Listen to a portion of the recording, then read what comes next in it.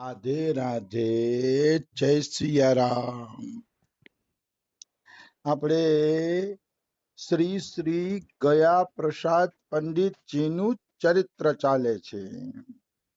હા ગયા પ્રસાદ પંડિતજીના ચરિત્રમાં આપણે આગળ વધીએ તો વ્યવહાર ઉપર વાત હાલે છે કે ભક્તનો વ્યવહાર સરળ અને નિષ્કપટ હોવો જોઈએ.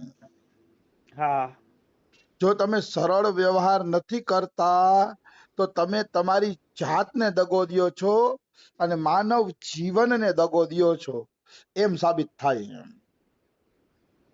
જો તમારો વ્યવહાર સરળ નથી તો હા અને આપણું પરમ કર્તવ્ય અને પરમ ધર્મ છે કે આપણો વ્યવહાર છે ને એ સુંદર બનાવીએ અને અવગુણોને એક એક કરીને બહાર કાઢીને ફેંકી દઈએ. હા કારણ કે અવગુણ રહેશે તો વ્યવહાર શુદ્ધ નહીં થાય અને વ્યવહાર શુદ્ધ થશે તો અવગુણોને નીકળવું પડશે. બિલકુલ.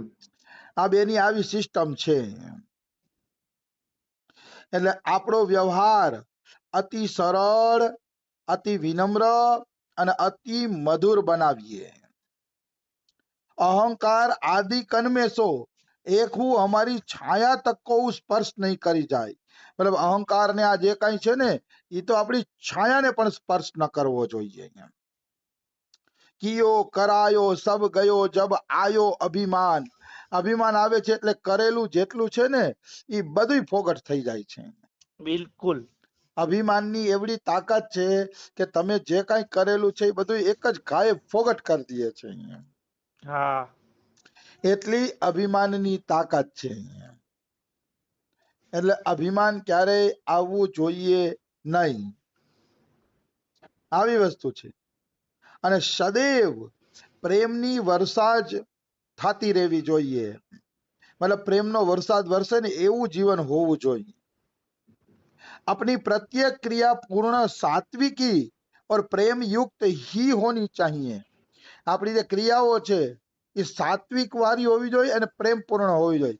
સાત્વિક ક્રિયા એટલે ભજન છે, પૂજન છે, કોઈ સત્સંગ છે, દેવ દર્શન છે, પ્રસાદ બનાવીએ તો ભગવાનના કીર્તન કરતા કરતા પ્રસાદ બનાવીએ. મતલબ આપણે જે કઈ કામ કરીએ છીએ એ બધી ક્રિયા સાત્વિક હોવી જોઈએ. રજોગુણી તમોગુણી ન હોવી જોઈએ. ચાલો મેળામાં ફરી આવીએ ને વાં કરીએ ને ઓલું કરીએ ને એ બધી રજોગુણી તમોગુણી ક્રિયા છે. ક્રિયા સાત્વિક હોવી જોઈએ, સેવાના ભાવથી કરેલી હોવી જોઈએ તો એ ક્રિયા અતિ ઉત્તમ. એમાં કોઈ એટલે કોઈ શંકા નથી. એટલે પ્રેમપૂર્ણ ક્રિયા અને પ્રેમપૂર્ણ વ્યવહાર હોવો જોઈએ આપણો. હા આવી વસ્તુ છે. संसार में विकार तो रहेंगे ही પરંતુ અપનેતા એક નહીં. કોઈ એમ કે સંસારમાં તો વિકારો છે, બીજામાં તો અવગુણો જોવા મળે છે, તો કે બીજામાં ભલે રહ્યા ગયા પ્રસાદજી કે પણ તમારામાં એકેય ન હોવા જોઈએ. કારણ કે તમારે ભગવાનને પ્રાપ્ત કરવા છે. હા તમારે ભગવાન જોઈ છે એટલે તમારી અંદર એકેય વિકાર રહેવો જોઈએ નહીં. જો વિકારો અંદર હશે તો ભગવાન નહીં હોય ને ભગવાન હશે તો વિકાર નહીં હોય. તુલસીદાસજી એક બહુ સારો દોહો લખે છે. जहां काम तहां राम नहीं, जहां राम नहीं काम, कहो तुलसी कैसे रहे रवि रजनी एक ठाम. રવિ રજની એક ઠામ એટલે રવિ એટલે સૂર્ય, રજની એટલે રાત. મતલબ સૂર્ય હોય અહીંયા રાત નો હોય, રાત હોય અહીંયા સૂર્ય નો હોય. એવી જ રીતે જ્યાં રામ હોય અહીંયા કામ નો હોય અને કામ હોય અહીંયા રામ નો જ હોય. હા હોય જ નહીં, હોઈ શકે જ નહીં. એમ આવી વસ્તુ છે. આવી વસ્તુ છે. એટલે ઈ વસ્તુ આપણે ધ્યાનમાં રાખવી જોઈએ કે સંસારમાં ભલે અવગુણ રહ્યા પણ આપણી અંદર એકેય અવગુણ હોવો ન જોઈએ. કારણ કે આપણે પ્રભુની પ્રાપ્તિ કરવી છે. અને ગયા પ્રસાદ પંડિતજી કે જો તમારે ભગવાન જોતા હોય ને તો સતયુગી વ્યક્તિ જેવું જીવન તમારે બનાવવું જ પડશે. હા બનાવ્યા વગર નહીં ચાલે. એ નિશ્ચિત છે. એમાં કોઈ એટલે કોઈ શંકા નથી. अपने श्री प्राणनाथ की या संसार रूपी सुंदर बगिया में हमें अपवित्रता करने का कोई अधिकार नहीं है. કેટલી સુંદર વાત કરે છે કે આ સંસાર આપણા પ્રાણ પ્યારાનો બગીચો છે. આ સંસાર ઠાકોરજીનો બગીચો છે. એમાં અનેક પ્રકારના ફૂલો ખીલેલા છે. એ બગીચામાં આપણે કોઈ હરકત કરવાની જરૂર નથી. વાહ. એવી કોઈ હરકત નહીં કરવાની કે જેનાથી આ બગીચાને નુકસાન થાય. હવે હું તમને એનું એક્ઝામ્પલ આપું. હા.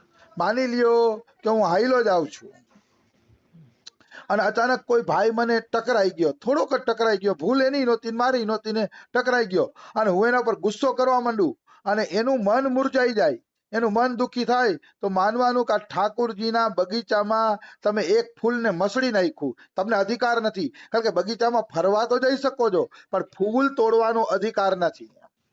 હા. એવી રીતે આ ઠાકોરજીનો બગીચો છે. બધાય જીવાત્માઓ ઠાકોરજીના ફૂલ છે. એ ફૂલને દુખી કરવાનો, મસળવાનો કે તોડવાનો તમને કોઈ અધિકાર નથી. તમે પૂરી રીતે આ બગીચાનું ધ્યાન રાખીને જીવન જીવો તો ભગવાન મળી જશે તમને. હા. તો ભગવાન મળી જ જશે. આ બગીચામાં છેડખાની કરે. ઘણા લોકો જો માથલા ખાતા હોય, પશુ પક્ષીને મારીને ખાતા હોય, સસલા, આ શું કરે છે? આ ભગવાનના બગીચા હારે ખિલવાડ કરે છે. બિલકુલ. અને એ જેટલો બગીચા હારે ખિલવાડ કરશે એટલી જ એને પાપની સજા મળશે. કારણ કે આપણે જો બગીચામાં જાય લખ્યું હોય ફૂલ તોડના મના હે, ફૂલ તોડશો તો 500 રૂપિયા જુર્માના હે. હા.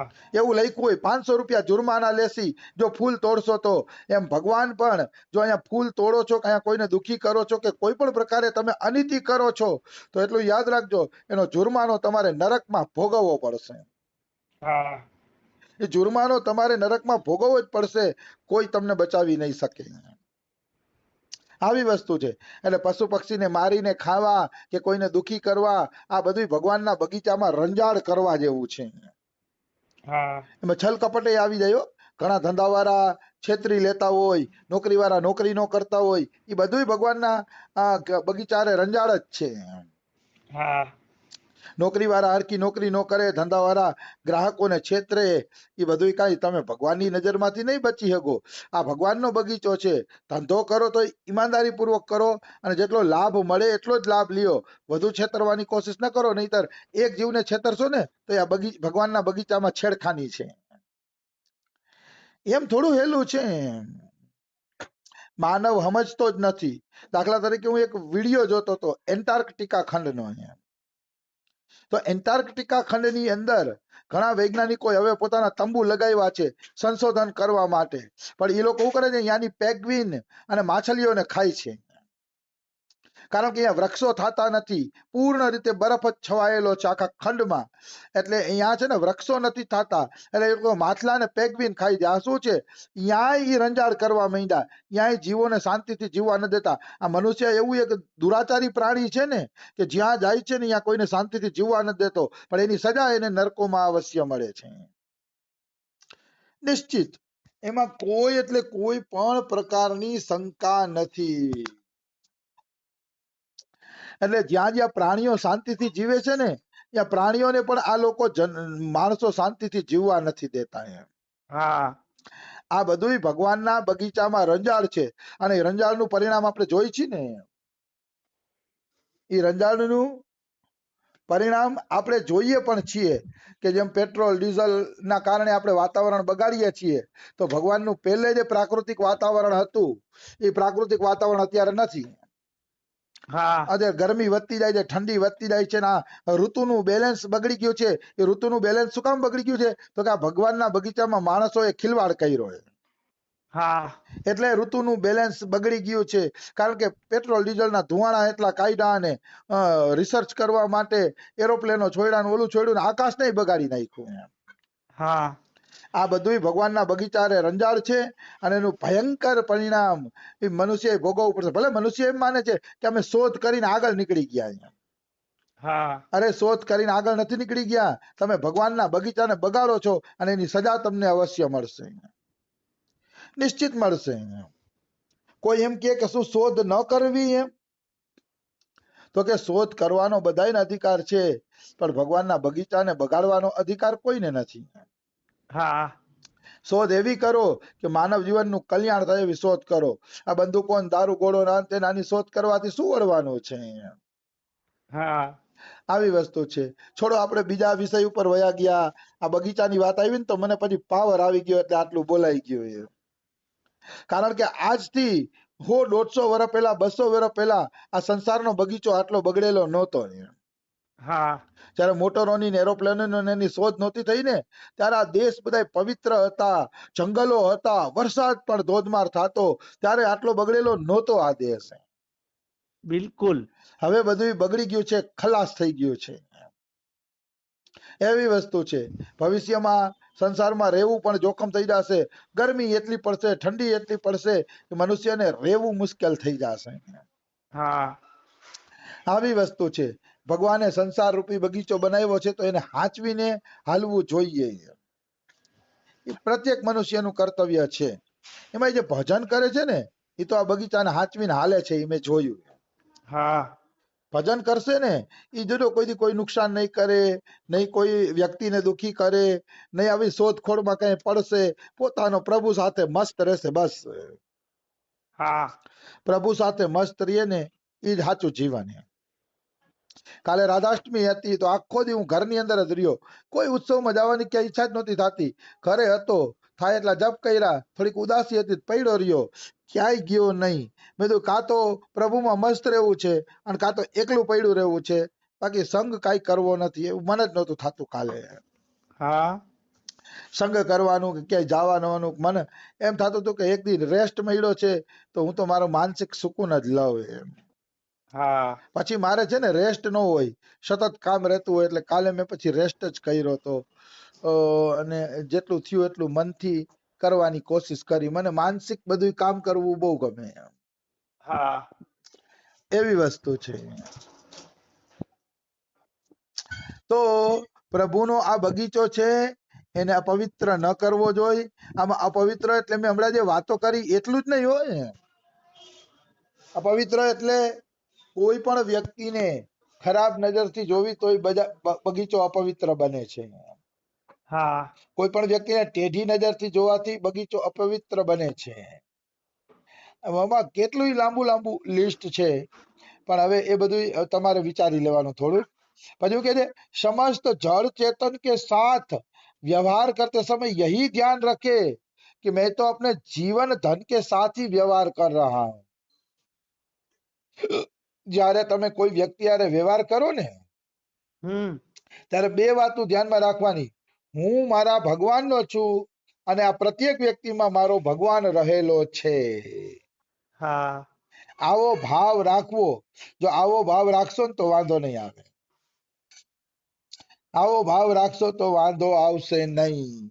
પ્રત્યેક વ્યક્તિમાં જો ભગવાનના દર્શન તમને થવા માંડ્યા તો મારા ખ્યાલથી વાંધો નહીં આવે. ધીરે ધીરે બાત બની જશે. બાત બની જ જશે. એમાં કોઈ પણ પ્રકારની શંકા નથી. એટલે હું મારા જીવન ધન પ્રભુનો છું અને બધાયમાં મારા પ્રભુ રહ્યા છે એમ વિચારીને જ વ્યવહાર કરવો. એટલે તમારો વ્યવહાર છે ને પ્રેમ પૂર્ણ થશે. બિલકુલ. એક એક વ્યક્તિમાં તમે તમારા પ્રભુને જોશો તો સબકે સંગ પ્રેમ પૂર્ણ વ્યવહાર ही होगो. મતલબ પ્રેમ પૂર્ણ વ્યવહાર જ થશે. કારણ કે ભગવાન છે સામે. ભગવાન છે તો પછી કઈ રીતે તમે એની હારે રૂખો સુખો વ્યવહાર કરી શકો એમ. હા એટલે ગયા પ્રસાદ પંડિતજી કહે છે કે ગુરુ પૂર્ણિમા, જન્માષ્ટમી, રામનવમી, ગીતા જયંતિ, વિવાહ પંચમી, મહાશિવરાત્રી ને રાધાષ્ટમી, આવા કોઈ પવિત્ર દિવસ આવે તો પવિત્ર દિવસે સંકલ્પ કરો કે મારા વ્યવહારને હું સુધારીશ, મારા વ્યવહારને દિવ્ય બનાવીશ અને મારા વ્યવહાર દ્વારા હું કોઈને કષ્ટ નહીં આપું. હા આવું વિચારો, આવું ધ્યાન રાખો તો બધું કામ સરસ રીતે પાર પડી જશે. તમારું જીવન ધન્ય થઈ જશે. તમારું જીવન એટલું મીઠું થઈ જશે કે બે માણસો તમને આદર્શ માનશે કે નહીં આનું જીવન છે. હા એમાં કોઈ શંકા નથી. તો અહીંયા વ્યવહારની વાત હવે પૂરી થાય છે. હવે આવશે રહેની ઉપર વાત. એ આપણે છે ને કાલે લઈ લેશી. રાધે રાધે, જય સિયારામ. રાધે રાધે.